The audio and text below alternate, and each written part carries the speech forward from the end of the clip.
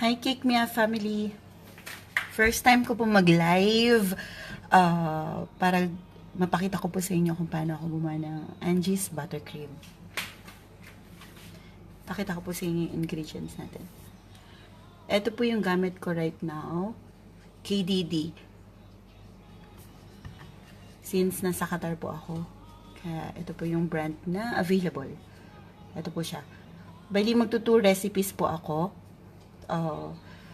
So, sa isang recipe, 250 ml na all-purpose cream or thick cream. Pwede na po yan. So, dalawa po yung kailangan ko kasi magdadalawang recipe po ako. 2 recipes. So, 500 ml na all-purpose cream or thick cream.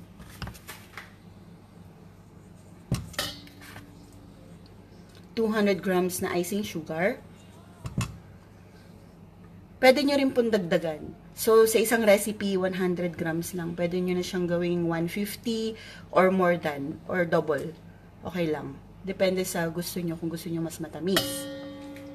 Since bata yung gagawan ko ng cake, so medyo dinagdagan ko yung icing sugar. So, from 100 grams, ginawa ko siyang 150 per recipe. So, 300 grams po ito.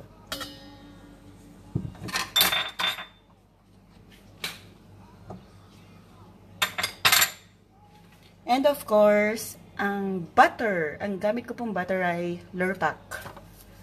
Yan po. Unsalted po dapat. Tapos yung texture niya, I mean, dapat hindi po siya masyadong malambot. Huwag po nyo i-room temperature. Yung kahit galing sa ref, basta wag naman yung sobrang galing sa ref, sobrang tigas pa. So kung na-slice niyo na siya, pwede na siya. Ganito po, oh. Yung pag pinindot nyo, hindi naman siya sobrang parang lusaw na. Okay lang po yan. So, let's start. Hi, Miss Grace. Hi, Miss Rosalie. Ano pong, bakit nagkakrak? Ay, wait. Hindi pala. Sa messenger pala yun. Wait lang. Okay, start na tayo, ha? Ito po yung gagamitin natin, stand mixer, and then, ito, wire whip po.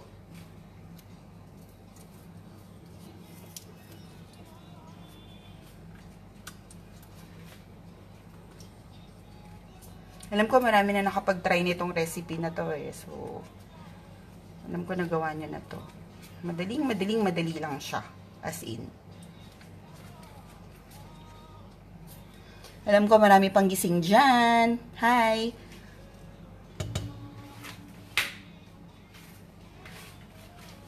Past 5 pa lang po dito kasi Ramadan Kaya may time akong makapag live para sa inyo. Hindi naman ako nagmamadali. Pero mamaya na rin yung delivery nito. Sino kaya makakahula ng gagawin kong cake?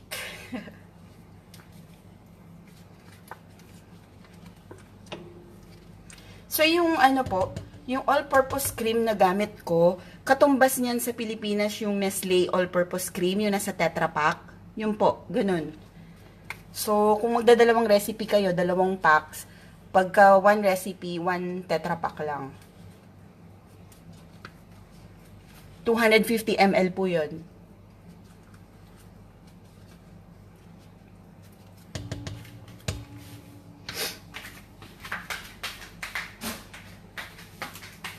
So, yun na po yung una po natin is all-purpose cream. Whip lang po natin.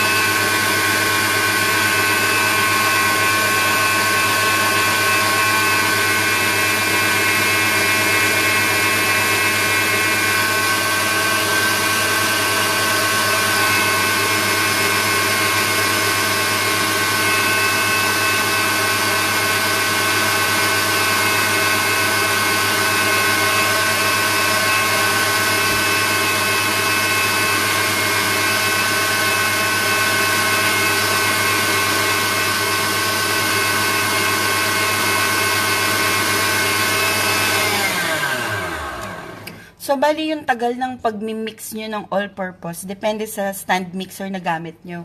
So, yung Kenwood, Major Classic, medyo mabilis siya. I mean, kahit a few minutes lang, okay na yung ano ko. Ganito po yung magiging texture ng, ano nyo, all-purpose cream. Ayan. Para siyang, ano ba, consistency ng mayonnaise. Parang bi-break nyo lang naman din yung ano, yung all-purpose. Hindi naman kailangang sobrang tagal kasi i-mix nyo naman pa din siya with ano, icing sugar. Yung sa mga online pa lang, nasa first ingredient pa lang po tayo ng buttercream. Bali, 250 ml na all-purpose cream or thick cream pag sa one recipe. So, magto 2 recipes po ako kaya ano, dalawang 250 ml yung gamit ko. Okay, so next would be icing sugar. Kailangan ano po, kailangan sifted na yung icing sugar nyo. So, sinift ko na siya kanina. Sifted na po siya. Yung gamit ko pong brand dito sa Qatar is Sis. Sis na brand.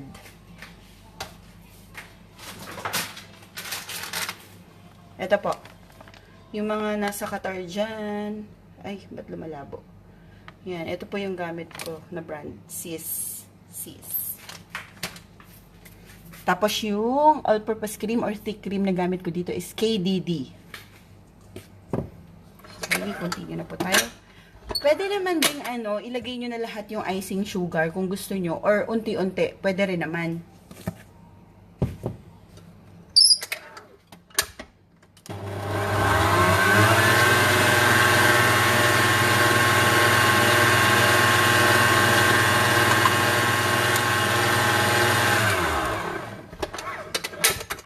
Parang hindi na, wait lang, parang may naligaw na chocolate.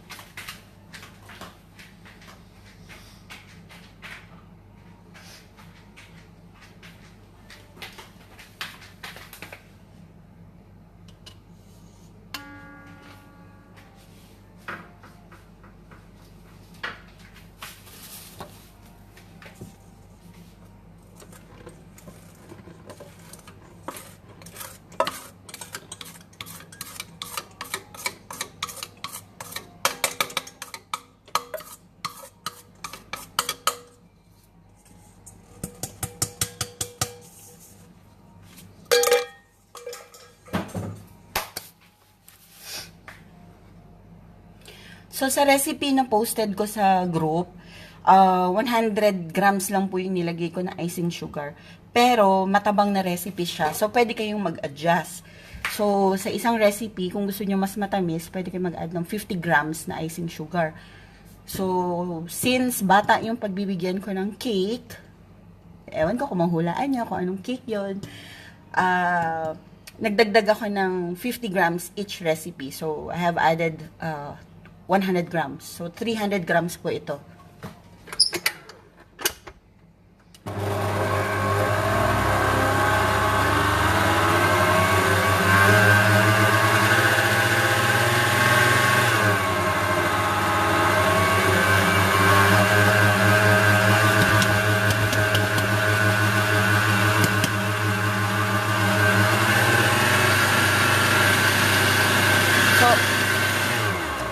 Pag nilagay nyo na po lahat, hinaan nyo lang ng speed yung ano, minimum speed lang muna kasi baka magkaroon ng powder yung mukha nyo. So, mahina lang muna and then pag nahalo na siya sa all-purpose cream, okay lang na i-medium nyo or high speed.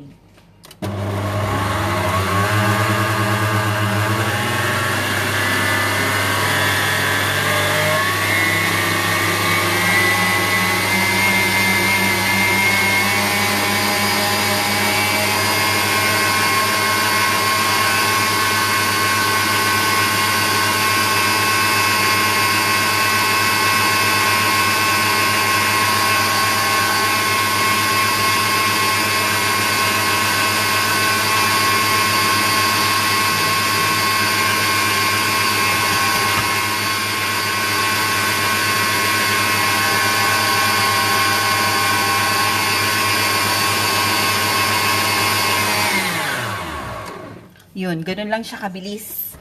Gaya ng sinabi ko kanina, depende sa gamit nyo ng mixer. Since Kenwood ay sobrang bilis, ilang minutes ko lang siyang winip. Okay na siya. Yung sa isa ko kasing mixer medyo matagal. Mas maliit kasi siya. Tama, Angie's Buttercream po yung ginagawa ko. Angie's Buttercream. So, sa mga ngayon pa lang po naka-online, bali nauna po yung all-purpose cream. Sa recipe, 250 ml plus 100 grams na icing sugar. But, dinalawang recipe ko siya. So, ang ginamit ko ay 500 ml na all-purpose cream or thick cream. Wag po whipping cream and 300 grams na icing sugar. Mas dinoble ko, double, bali dapat 200 grams lang actually yung double. Pero nag-add ako ng 100 grams pa para mas matamis kasi bata yung pagbibigyan ko ng cake. So, okay na po siya. Pag nakita nyo medyo, ayan yung hindi, medyo malapot na siya after natin i-mix yung icing sugar, pwede na tayo mag-start maghulog ng butter. So, yung butter, gaya ng sinabi ko kanina, wag po masyadong malambot. Yan, ganyan siya. Parang ganyan yung, niya.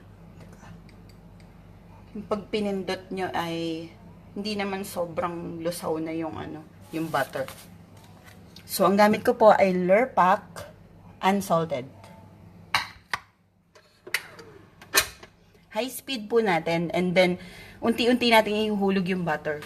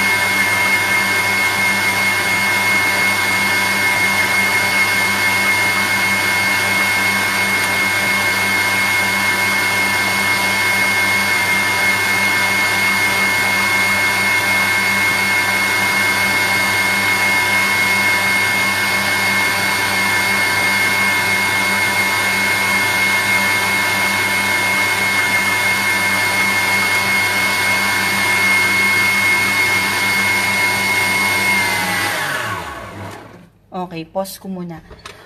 Sa mga nakakita na po ng recipe, magtataka kayo, minention ko doon na paghulog nung cubed butter should be in 10-second interval. Hindi ko na po siya inintay ng 10 seconds kasi depende rin mismo kasi sa ginagamit nyong mixer. Since Kenwood yung gamit ko, medyo mabilis siya. sobrang bilis. Kaya okay lang na medyo hindi masyadong matagal yung paghulog ng butter. Okay lang po yun. Tapos, ito yung sinasabi ko na nagko-curdle siya. Yung ganyan, yung itsurang ganyan. Pag nakita nyo pong ganyan yung buttercream nyo, wag po kayo magpanik. Okay lang po yan. Kasi dahil sa, maano yung butter natin, malamig. So, natural lang yan. Huwag nyo isipin na sira na yung butter. So, continue lang po natin yung pag-mix. Later on, makikita nyo po kung gaano siya ka-smooth. Continue ko lang po, ah. So, bali, ang inad ko po palang butter dito ay 600 grams. Bali, nagdalawang recipe kasi ako eh. Sa isang recipe, 300 grams lang. So, 600 grams po ito.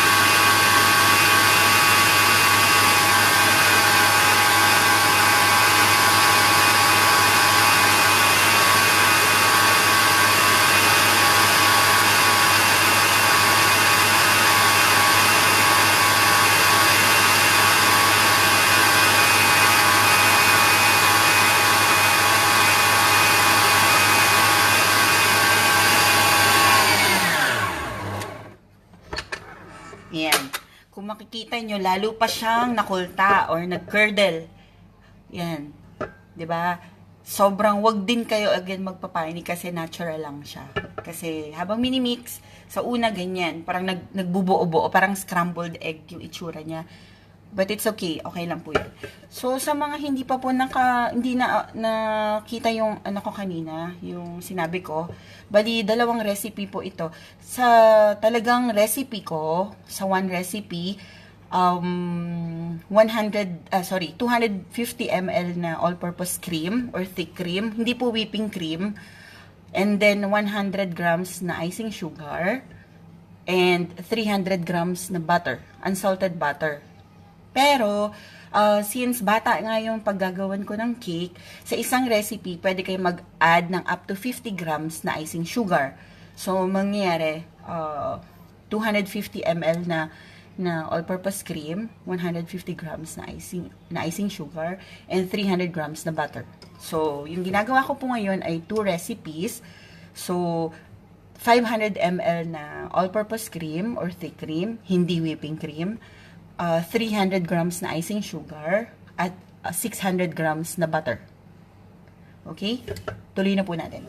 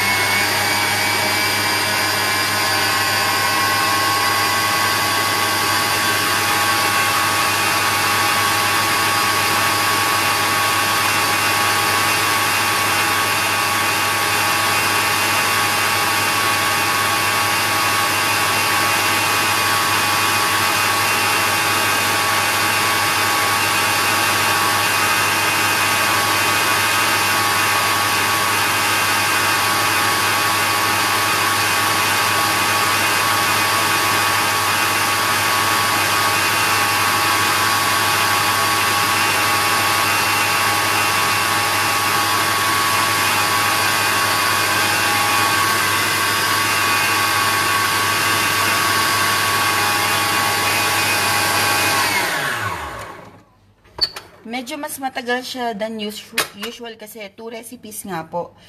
And then, sa mga nagtatanong kung pwede po yung hand mixer, pwede po. Wait lang ha. Pag ganyan, yung nakita nyo na halos nagtutubig na siya at sobrang nag-curdle. Tapos yung sides nung dapat ini-scrape din po natin. Scrape ko muna.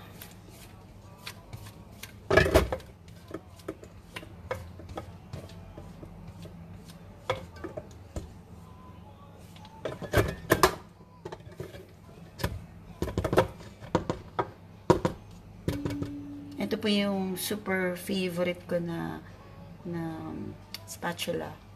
Kasi kayang-kaya scrape yung yung bowl na kasi naka-ano siya. Yung tawag dito, naka-bend. Okay, continue po natin. Ito po ganito po yung itsura niya. Sa mga gumagawa na sinasabing baka sira o hindi nila nagawa na maayos. Okay lang po yan. Ganyan po talaga ang itsura niyan.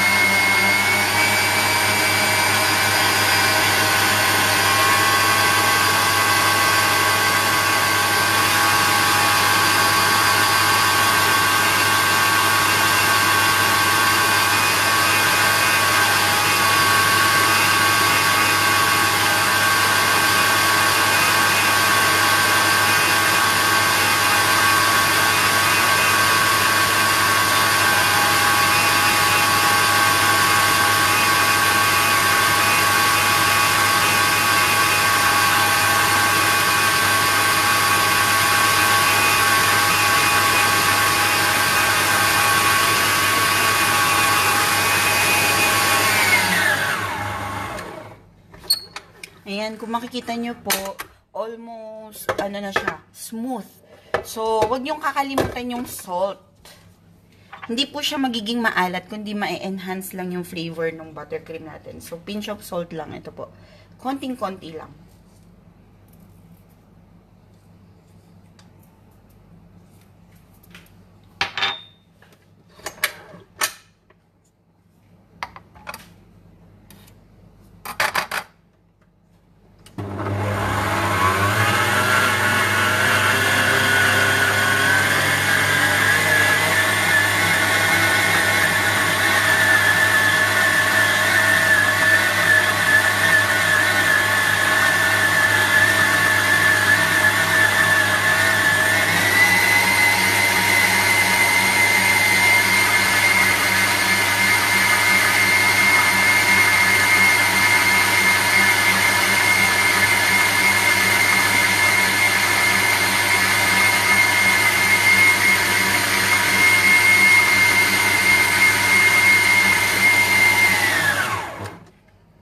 Okay.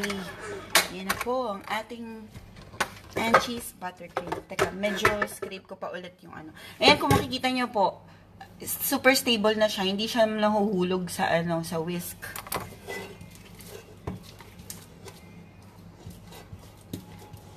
Pero scrape nyo pa rin yung bowl once in a while para sure na okay lahat yung ingredients nyo. Well incorporated siya. Inisid lang natin yung sides ng bowl.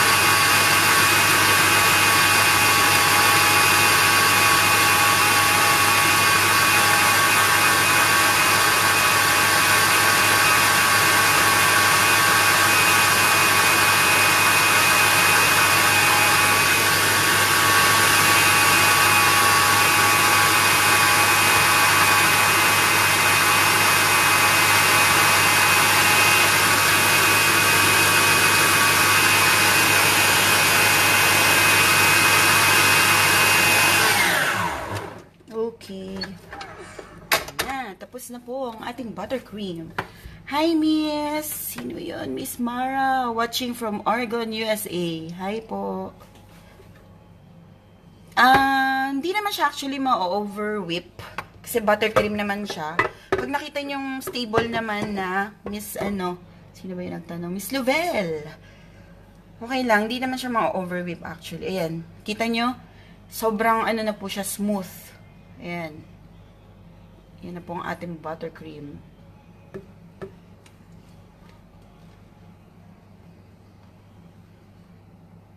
Yan. Super stable na po siya. Kahit nasandukin nyo siya ng spatula at ibaliktad, hindi po siya mahuhulog. Promise. Ayan o. At tested ko na rin siya sa pagiging stable sa hot temperature because dati na-try ko na maglabas ng buttercream sa labas. Alam niyo naman siguro na super init dito sa Qatar. So, hindi po siya basta-basta malulusaw. Basta, ang ginamit niyo pong butter ay pure butter. I mean, hindi po margarine. Kasi meron kasi sa atin na like yung, ba yun, Butterlicious ba yun? Magnolia. Hindi po siya actually butter. Margarine po siya. Yan. So, sobrang stable. Halos hindi mo siya maitaktak. Matanggal sa, sa wire whip.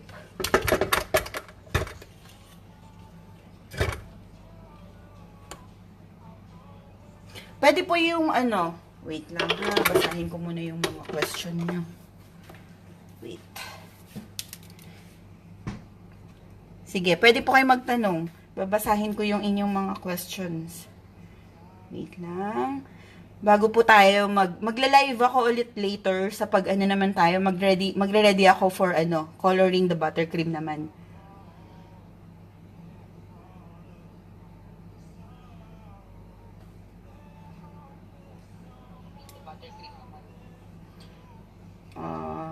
Okay.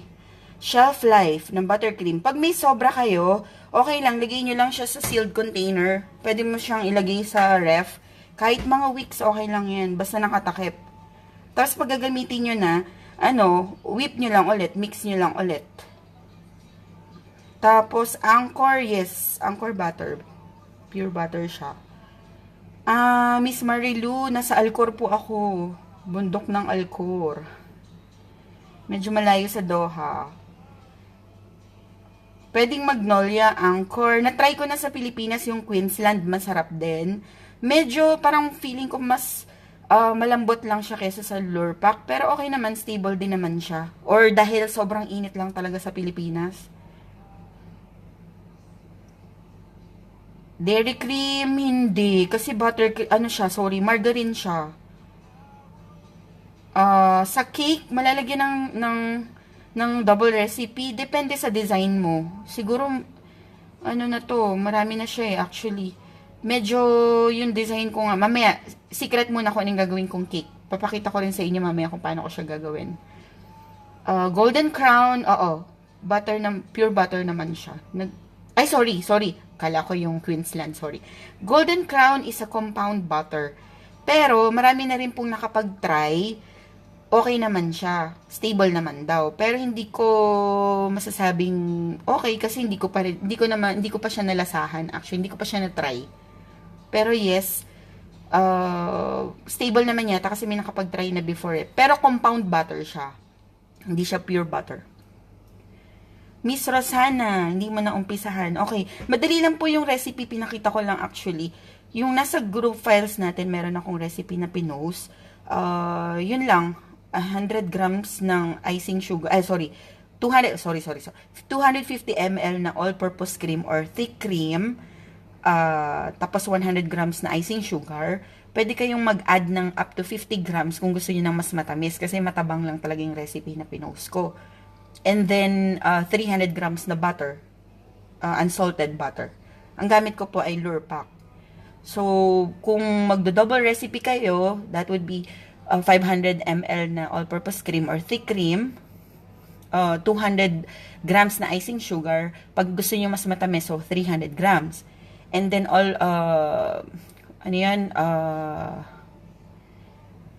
butter. Unsalted butter, 300 grams. Pero double recipe ako, so 600 grams yung gamit ko. All-purpose cream na gamit ko yung KDD. KDD po siya, thick cream siya. Pero pwede rin ang all-purpose cream na Nestle. Dati kasi ang gamit ko yung PUCK, P-U-C-K. Kaso gawa siya ng Saudi yata or UAE, so wala na siya dito sa Qatar. Hindi na sila nagbebenta dito. So KDD na yung gamit ko right now.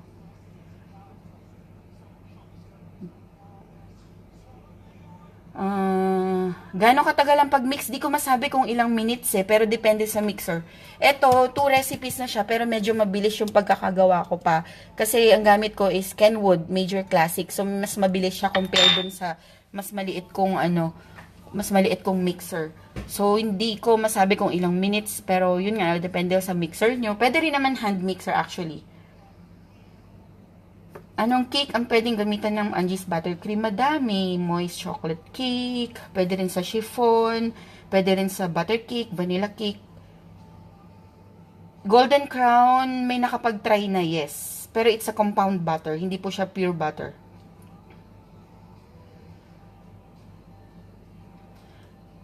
Ano magandang gamitin na buttermilk?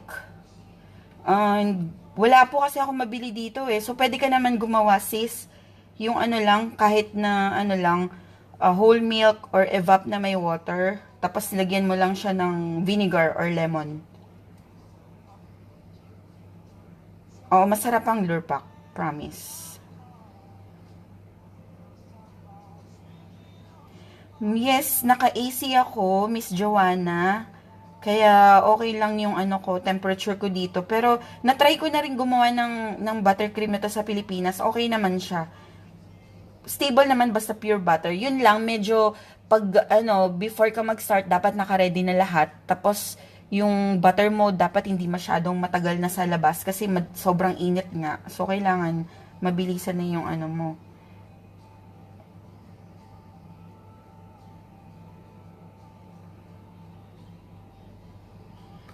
Ang core butter, madaling malusaw, hindi ko sure. Bakit nga ba? Siguro, bakit nga ba? Baka whipping cream ang nagamit mo or Huwag po kayong gagamit ng whipping cream sa recipe na to all-purpose cream lang po talaga. Kasi pag whipping cream ang ginamit nyo, kasi ang whipping cream pag na-over-mix siya or na-overbeat, nagiging runny. So, may possibility talaga na magtubig yung nyo talaga. Hindi na siya maging Salt, pinch of salt lang, as in konti lang. Okay. Okay. So, papakita ko naman sa inyo kung paano ako mag-color. Wait lang ha. Siguro putulin ko muna. Ready ko muna yung mga lalagyan ko para maayos ko mamayang mapakita sa inyo kung paano ako naglalagay ng color. Okay? Bye-bye muna po. Thank you for watching.